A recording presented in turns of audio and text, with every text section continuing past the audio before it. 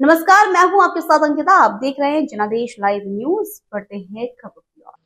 खेल मंत्री विश्वास सारंग ने प्रदेश भाजपा कार्यालय मीडिया से चर्चा की। इस दौरान उन्होंने कांग्रेस पर निशाना साधा। सारंग ने कहा कि कांग्रेस ने अपनी पुरानी रणनीति की तरह काम किया है। उन्होंने जीतू पटवारी की प्रेस कॉन्फ्रेंस पर प्रश्न चिन्ह खड़े करते हुए कहा कि कांग्रेस ने इतनी जल्दबाजी क्यों है, क्या नई कार्यकारिणी की रेफ्यू करने के लिए प्रेस वार्ता की गई। सारंग बोले कि इतनी जल्दबाजी क्यों की गई, जीतू पटवारी के प्रेस वार्ता का यथार्थ नहीं है।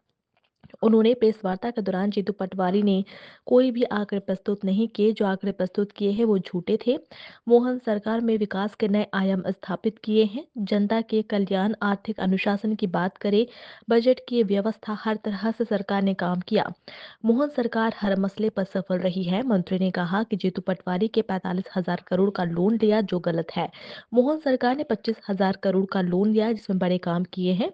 विश्वास सारंग ने कहा कि कमलनाथ सरकार ने 11 जनवरी से लोन लेने की शुरुआत हुई। कमलनाथ की सरकार ने हर महीने कर्ज लिया, कर्ज लेकर घी पीने का काम किया। क्या जीतू पटवारी कमलनाथ सरकार की बखिया उखाड़ने के लिए प्रेस वार्ता कर रहे थे? मंत्री सारंग बोले कि मोहन सरकार ने रीजनल इन्वेस्टर समिट के माध्यम से इन्वेस्टमेंट लाने का प्रयास किया। अलग अलग प्रदेशों से सीएम मोहन यादव इन्वेस्टमेंट लेकर आए। विदेश से 78,000 करोड़ रुपए से ज्यादा इन्वेस्टमेंट मिला।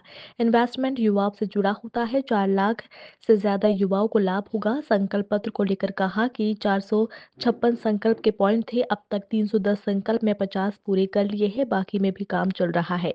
2024-25 में सड़क और पुलिया निर्माण कार्य के लिए बजट रखा। सारंग ने कहा कि लगातार हमने विकास के लिए कर्नाटक, तेलंगाना, हिमाचल की बात करते हुए सरकारी कर्मचारियों के लिए यहाँ तनख्वाह के लाले पड़े हैं। प्रशासकीय अमले के ट्रांसफर रेगुलर है। उन्होंने कहा कि कानून हाथ में लेने वालों को बख्शा नहीं जाएगा।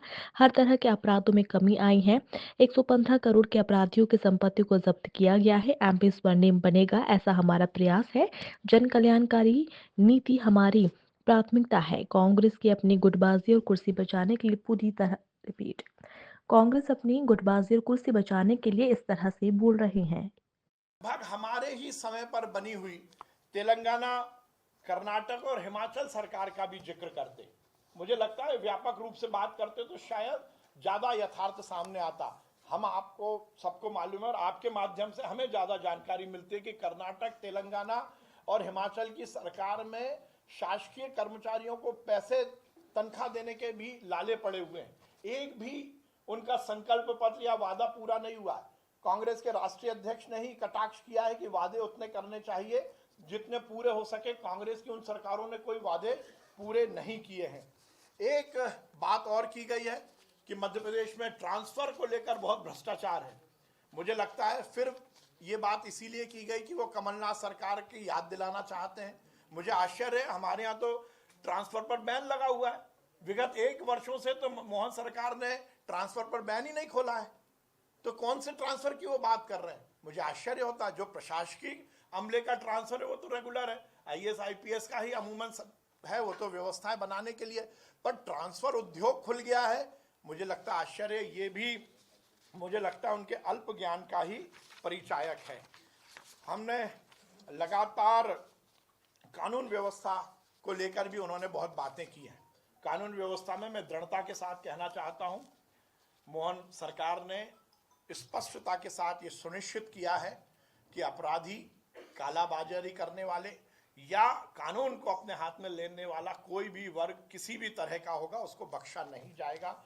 और उसी का परिणाम है कि चाहे महिलाओं के विरुद्ध अपराध की बात हो, अनुसूचित जाति जनजाति वर्ग के खिलाफ अपराध की बात हो, इन सब अपराधों में विगत 1 वर्षों में 7.91% की कमी आई है। वो कह रहे हैं कि बढ़ गए, जबकि आंकड़े कह रहे हैं कि 7.91% की इन सब अपराधों में कमी आई है।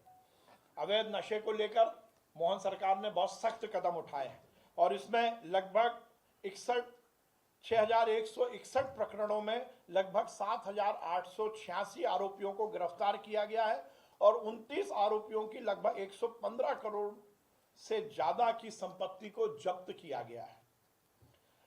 मध्य प्रदेश में लगातार हम विकास और नए कल्याण के आयाम को सुनिश्चित कर रहे हैं और ये हमारा कमिटमेंट है कि हमारी सरकार 5 साल में जो हमारा संकल्प है उसको तो पूरा करेगी ही करेगी। उसके साथ ही फिलहाल इस बुलेटिन में इतना ही। आप देखते रहिए जनादेश लाइव न्यूज। नमस्कार।